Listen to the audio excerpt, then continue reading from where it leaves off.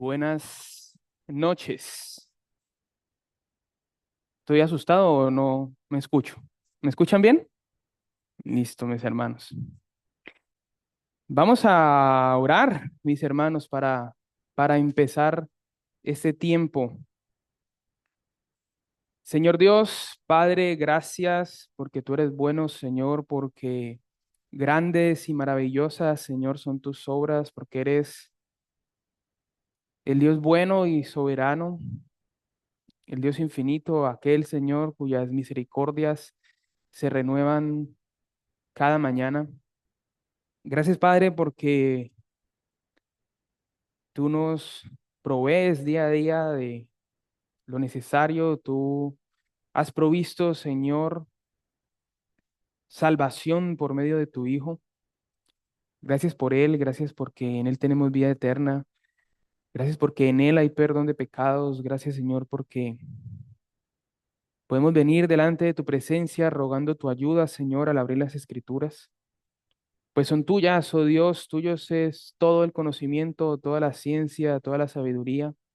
Y delante de ti venimos, Señor, rogando tu ayuda, rogando que obres, Señor, en cada corazón conforme su necesidad, rogando, Señor, que seas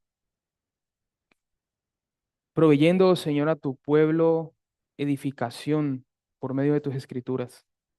Rogamos, nuestro buen Dios, estas cosas, dándote gracias en el nombre de Cristo Jesús. Amén. Bueno, mis hermanos, buenas noches. Están despierticos, qué bueno. Ojalá tienen media hora, no se vayan a dormir, mis hermanos. Bueno, vamos a empezar leyendo en la carta de Tito, capítulo 1.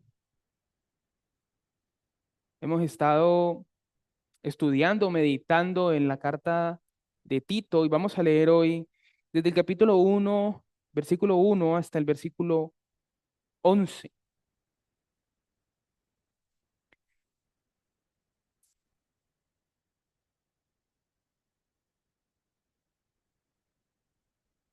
Dice la escritura, Tito, capítulo 1, versículo 1, Pablo, siervo de Dios y apóstol de Jesucristo, conforme a la fe de los escogidos de Dios y el conocimiento de la verdad que es según la piedad, en la esperanza de la vida eterna, la cual Dios, que no miente, prometió desde antes del principio de los siglos, y a su debido tiempo manifestó su palabra por medio de la predicación que me fue encomendada, por mandato de Dios nuestro Salvador a Tito, verdadero hijo en la común fe, gracia, misericordia y paz de Dios Padre y del Señor Jesucristo, nuestro Salvador.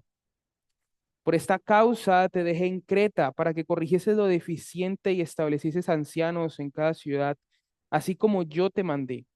El que fuera irreprensible, marido de una sola mujer, y tenga hijos creyentes que no estén acusados de disolución ni de rebeldía, porque es necesario que el obispo sea irreprensible como administrador de Dios, no soberbio, no iracundo, no dado al vino, no pendenciero, no codicioso de ganancias deshonestas, sino hospedador, amante de lo bueno, sobrio, justo, santo, dueño de sí mismo, retenedor de la palabra fiel, tal como ha sido enseñada, para que también pueda exhortar con sana enseñanza y convencer a los que contradicen. Porque hay aún muchos contumaces, habladores de vanidades y engañadores, mayormente los de la circuncisión, a los cuales es preciso tapar la boca, que trastornan casas enteras enseñando por ganancias deshonestas lo que no conviene. El Señor bendiga la lectura de su palabra. Bueno, hemos estado meditando en esta carta, empezamos un poquito raro, un poquito al revés, empezamos meditando el capítulo 2 y capítulo 3. Y en el capítulo 2 estuvimos observando cómo Pablo está interesado en que la vida de los hermanos en Creta y las nuestras sean un vivo testimonio del Evangelio. En medio de donde vivimos, en medio de donde ellos vivían, sus vidas deberían reflejar el testimonio del Evangelio. Y Pablo escribe a Tito instrucciones, pautas, principios de cómo debe verse la vida cristiana en acción, de cómo se ve una vida cristiana que se amolda, que se acopla, digamos, perfectamente con las sanas enseñanzas de Dios. En el capítulo 2, Pablo provee una descripción del carácter y la vida de aquellos que profesan la sana doctrina. Habíamos dicho que no solo se trata de creer bien, no solo se trata de que profesemos bien nuestra fe, de entender bien las verdades de las escrituras, porque en últimas todo ese conocimiento es vacío si el corazón no responde en obediencia, viviendo la luz de las verdades de Dios. Y aunque de pronto nos hemos acostumbrado a verlo, la realidad es que esas características de una vida que no vive a la luz de las verdades de Dios, de una vida que no es compatible con la sana doctrina, es una característica, dice Pablo, de los corruptos e incrédulos, versículo 15 del capítulo 1, perdón, capítulo, no se vayan, 15, bueno, tengo aquí 15, pero seguramente no es el 15. Los corruptos incrédulos dice que profesan conocer a Dios, pero con sus hechos lo niegan. No podemos minimizar la gravedad de una vida que solo profesa de labios su fe. Dice Pablo que eso es una característica de quienes son corruptos e incrédulos. Una vida que no vive de acuerdo a la sana doctrina desvirtúa ante los ojos de los hombres la gracia salvadora de Dios que ha sido manifestada. Pero veíamos también que no solo se trata de cómo vivimos, no solo se trata de lo que hacemos, no solo se trata de las muestras externas de piedad. Dios no está interesado nada más en las demostraciones externas de espiritualidad. Dios está interesado en vidas verdaderamente rendidas a Él. Pablo apunta al corazón de los cretenses, al corazón de nuestras vidas y nos desafía no solo a vivir con actuaciones buenas, sino a tener un carácter que se amolda a la sana doctrina. Los desafía y no desafía a ser sobrios en medio de una sociedad desenfrenada, a ser amorosos en medio de una sociedad llena de gente sin compasión y sin afecto natural, a ser ejemplo de buenas obras en medio de una sociedad repleta de perversidad. Y aunque todas estas cosas tienen demostraciones externas de cómo se ve alguien que es sobrio, alguien que es amoroso, todas esas cosas hay formas de demostrarlas de manera externa. Dios no está interesado solo en las formas en las que eso se demuestra, sino que desarrollemos un corazón que sinceramente, que verdaderamente es sobrio. Dios quiere una vida genuinamente entregada. Una verdadera espiritualidad que se ve reflejado en un carácter transformado por el Espíritu Santo. Mientras, como dice Pablo, vivimos en este siglo sobria, justa y piadosamente aguardando la esperanza bienaventurada y la manifestación gloriosa de nuestro gran Dios y Salvador, Jesucristo.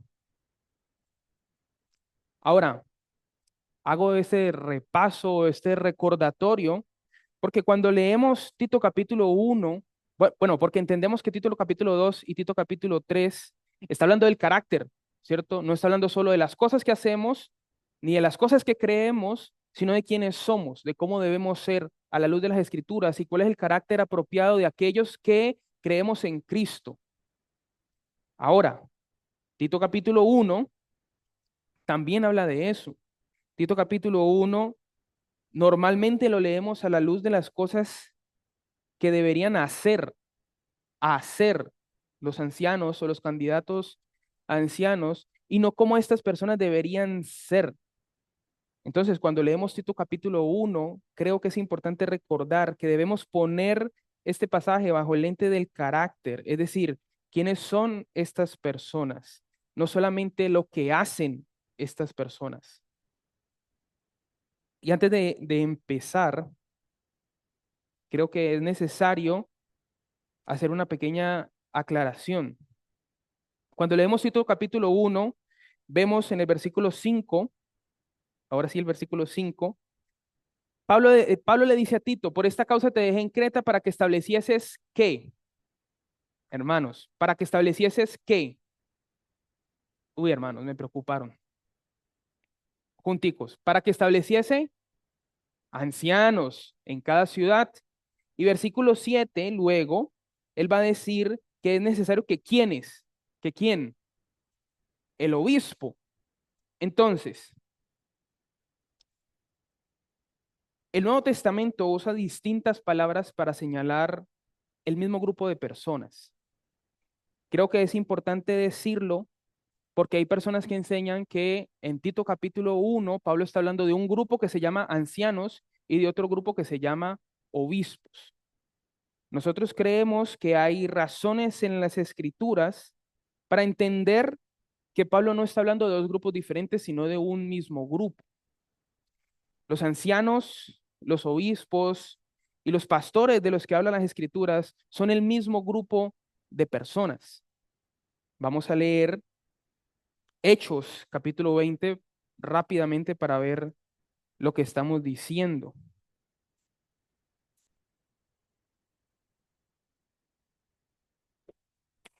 En Hechos capítulo 20 encontramos un relato bastante interesante.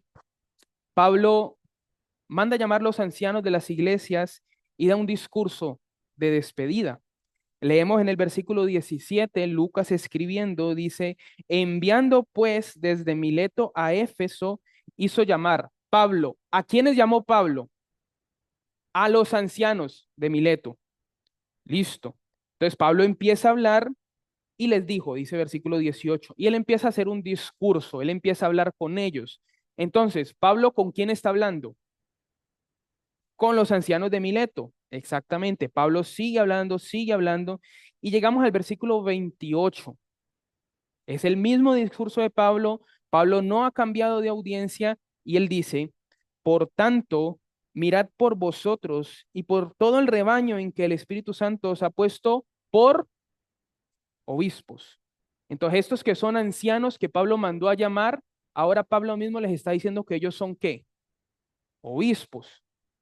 Y de pronto aquí no está tan así, pero los obispos ¿qué hacen? ¿Qué dice Pablo que hacen? Los llamó por obispos ¿para qué? Para apacentar, para pastorear la grey de Dios. Entonces nosotros creemos que hay razones en las escrituras, como por ejemplo este pasaje en Hechos y otros tantos, donde el mismo apóstol Pablo y donde las mismas escrituras llaman al mismo grupo de personas con tres nombres diferentes, ancianos, obispos y pastores. Por una cuestión práctica, digamos, nosotros en nuestras iglesias, nuestros líderes los llamamos ancianos. Es una buena forma que hemos conservado, pero las escrituras los tres términos los usan de manera indiferente. Ahora, esto de lo que vamos a hablar no es una verdad solo para los ancianos. Esto de lo que habla Tito capítulo 1 es una verdad para la iglesia de Dios. Porque la iglesia, entre otras cosas, son los encargados de reconocer, es la encargada, perdón, de reconocer a quienes Dios ha llamado como ancianos sobre su rebaño. Entonces, la iglesia, nosotros debemos entender cuál es la medida que Dios ha establecido para estos hombres. Y Pablo escribe diciendo otra vez en Tito capítulo 1, versículo 6, que los ancianos deben ser irreprensibles.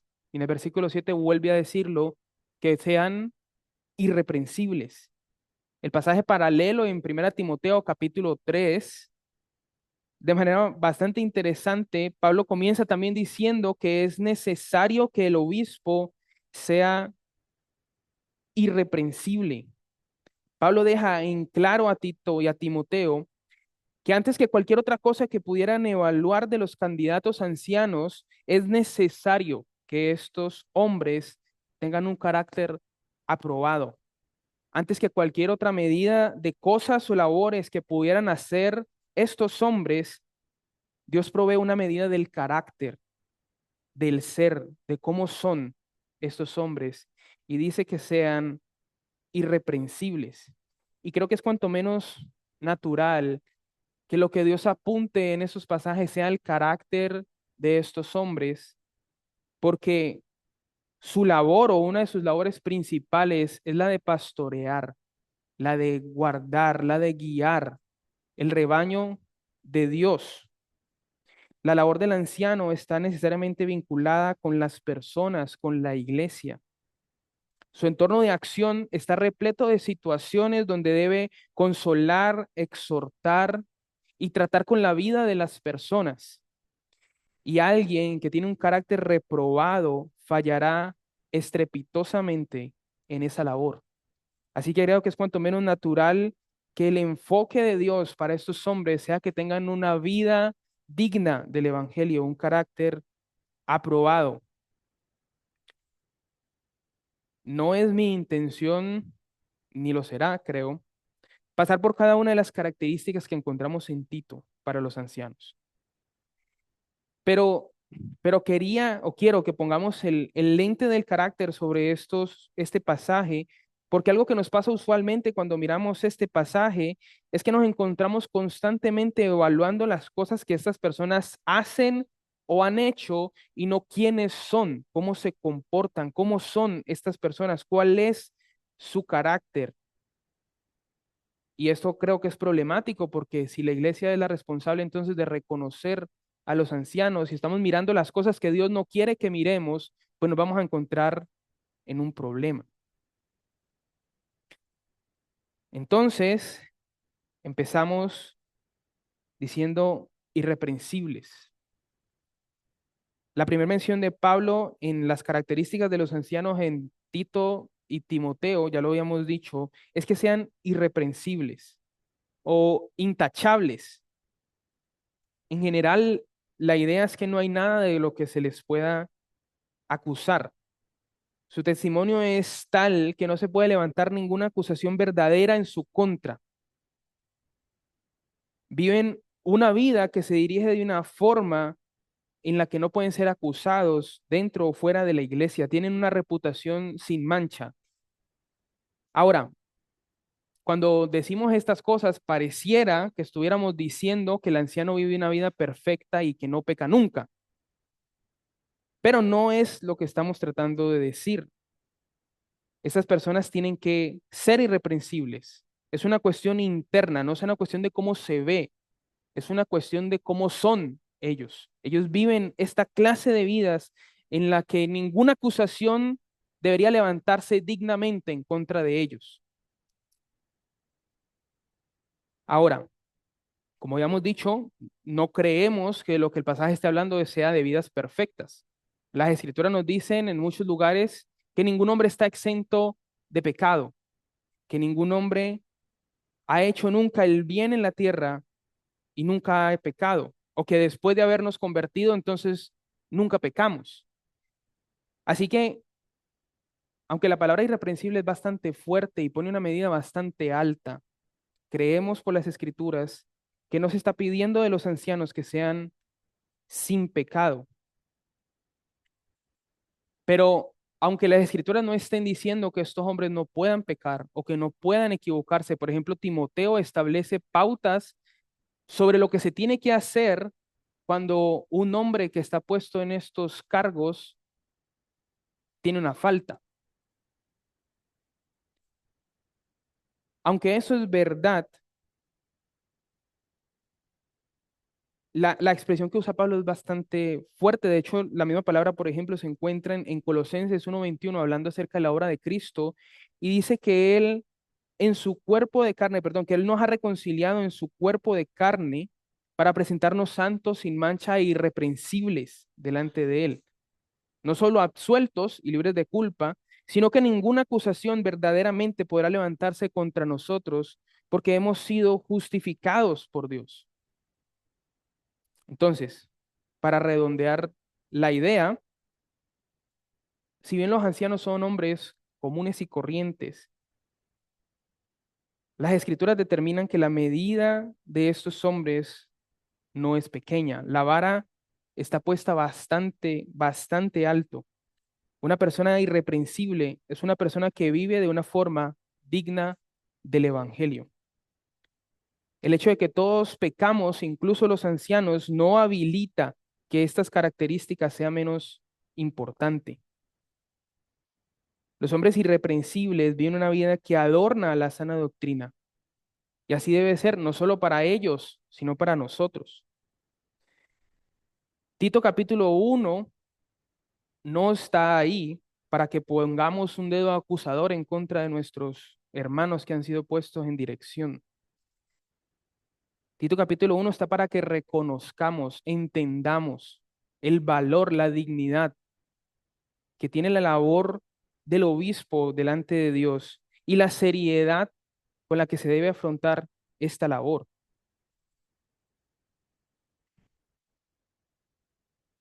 Y adicionalmente, no es que nosotros no debamos vivir estas vidas dignas del Evangelio. Ya lo habíamos visto, ¿no? En Tito capítulo 2, la iglesia debe vivir vidas que se amolden, que se adecúen a las sanas enseñanzas.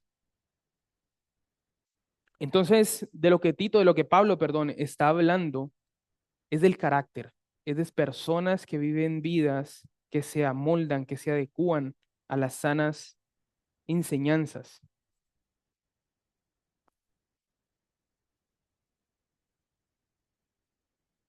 Cuando miramos irreprensible allí,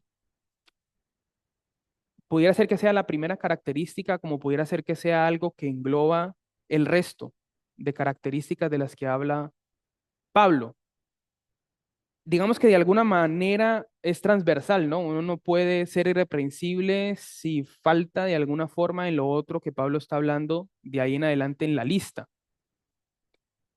Y la segunda, o la primera característica, como sea que lo quieran ver, que habla Pablo es marido de una sola mujer. De nuevo, cuando leemos rápidamente parece que lo que Pablo estuviera diciendo simplemente es que esté casado. Ya, digamos que lo que podemos entender rápidamente ahí es que esté casado. Pero eso, creo yo, genera varios problemas, varios inconvenientes.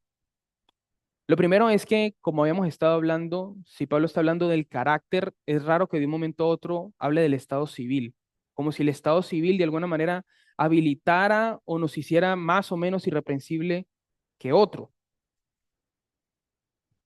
Y si Pablo está preocupado por el carácter, pues sería raro que marido de una sola mujer simplemente hable de un estado civil.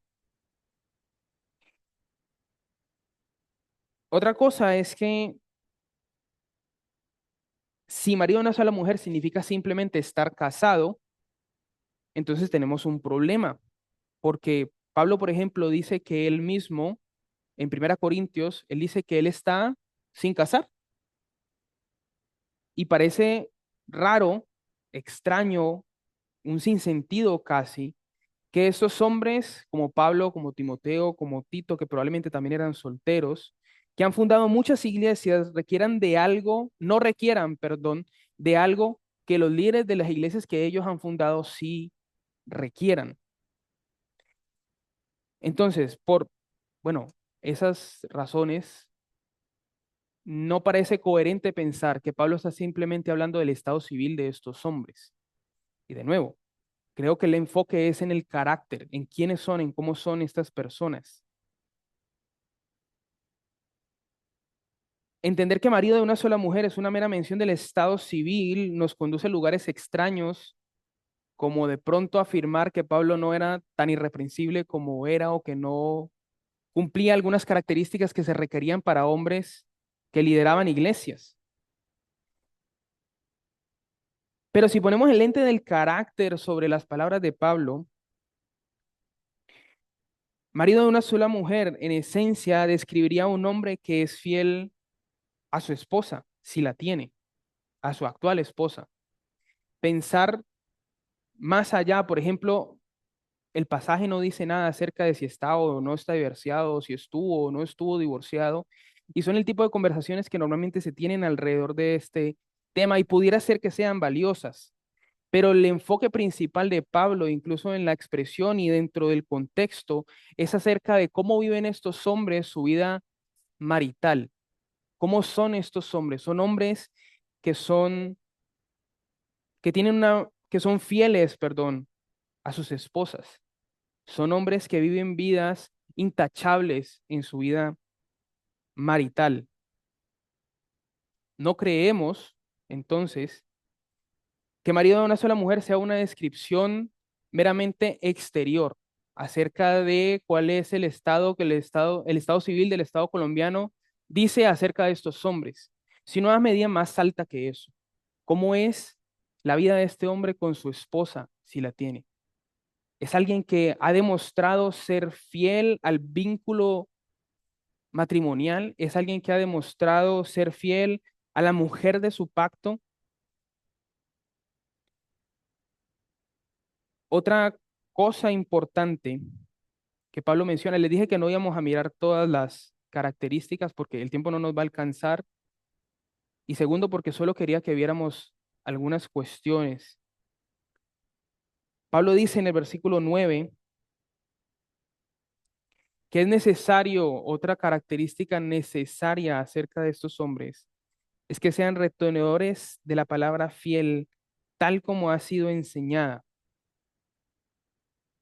para, dice la escritura, que también pueda exhortar con toda enseñanza, con sana enseñanza y convencer a los que contradicen. Y es que una de las labores del anciano, del obispo, es enseñar a la iglesia, es convencer, exhortar con sana enseñanza y convencer a los que contradicen. Y puesto que su labor está vinculada con las personas y con las escrituras, pues entonces este hombre debe tener un carácter aprobado, irreprensible, intachable, pero también debe conocer bien las palabras de Dios, porque la manera de exhortar, la manera de consolar, la manera de enseñar, no surge del pensamiento de los hombres, no surge de sus mentes, sino surge de un cuidadoso estudio de las escrituras. Los hombres que aspiran el obispado, los hombres que ocupan estos lugares, deben tener un amor por las escrituras, deben buscar celosamente estudiarlas y saber lo que Dios dice en ellas para que puedan tratar con las personas que Dios ha puesto a su cuidado. Porque si desconocen las escrituras, pues entonces no van a poder ejecutar o cumplir las labores que Dios ha puesto en sus manos con dignidad.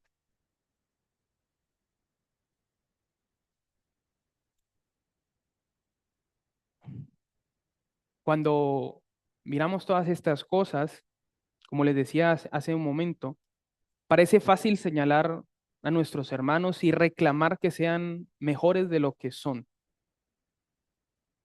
Pero mirando hacia adentro, hermanos, hermanas,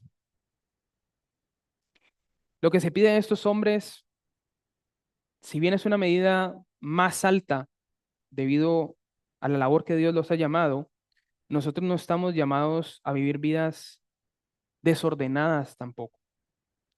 La vida de la iglesia debe ser una vida que refleje el carácter de Cristo, que refleje al Señor que los ha salvado. Pero nosotros debemos entender también lo que Dios requiere de los hombres que Dios ha llamado al ministerio como ancianos, como obispos. Porque cuando se trata de reconocer entonces quiénes son estos hombres, no debemos depender de cómo de bien nos relacionamos con ellos, de cómo de bien nos caen, de cómo de chévere hablan, sino de cuál es la medida que Dios ha puesto para ellos. Y la medida que Dios ha puesto para ellos es un carácter irreprensible, un carácter aprobado. Desconocer lo que Dios requiere de estos hombres y reconocer a hombres desaprobados para el ministerio, sin duda alguna nos llevaría a lugares donde las escrituras nos ponen en una situación incómoda, puesto que esos hombres son los encargados de pastorearnos. Debemos estar cuidadosos y atentos de quiénes son y cómo es la vida que viven aquellos que son candidatos o ancianos, pero también de cómo es la vida que nosotros vivimos. como iglesia, como miembros del cuerpo de Cristo, quienes debemos vivir vidas que le honren. Roguemos a nuestros hermanos que sea Él dándonos sabiduría, dándonos entendimiento, porque el Señor no pone solo una vara alta para esos hombres, sino para nosotros mismos, para nuestras vidas. El Señor requiere que nosotros vivamos vidas dignas del Evangelio. Señor Dios, Padre, queremos venir delante de tu presencia para darte gracias, Señor, porque podemos acudir a las Escrituras, Señor, buscando tu dirección. Gracias, Señor, porque en ellas encontramos tu consejo. Gracias, Señor, por los hombres que tú has llamado, Señor, al ministerio. Te rogamos que nos ayudes, Señor, a velar también por ellos, a cuidar de ellos. Te rogamos, Señor, por la vida de cada uno de nosotros, que nos ayudes, que nos enseñes, Padre, a vivir de tal manera que podamos reflejar el carácter de nuestro amado Señor que se ha entregado por nosotros, que podamos vivir, Señor, vidas sobrias, justas, pero no vidas solamente que se conforman con lo externo, que se conforman con la práctica, sino vidas que genuinamente, Señor, se entregan por completo a ti. Ayúdanos, Señor, en esta deseo, será tal vez, que levante, Señor, hombres para el ministerio. Te rogamos, Señor, que seas tú guiándonos a todos conforme a tus propósitos, Señor, según lo que has revelado, Señor, en las Escrituras, que seas tú, Señor, obrando en medio de tu iglesia conforme la necesidad de tu pueblo, Señor, y conforme a tus propósitos eternos. Queremos, Señor, darte gracias por este tiempo, orando en el nombre de Cristo Jesús. Amén. Hermanos, mañana hay reunión de varones a las 5 de la mañana. Este domingo hay discipulado, hermano.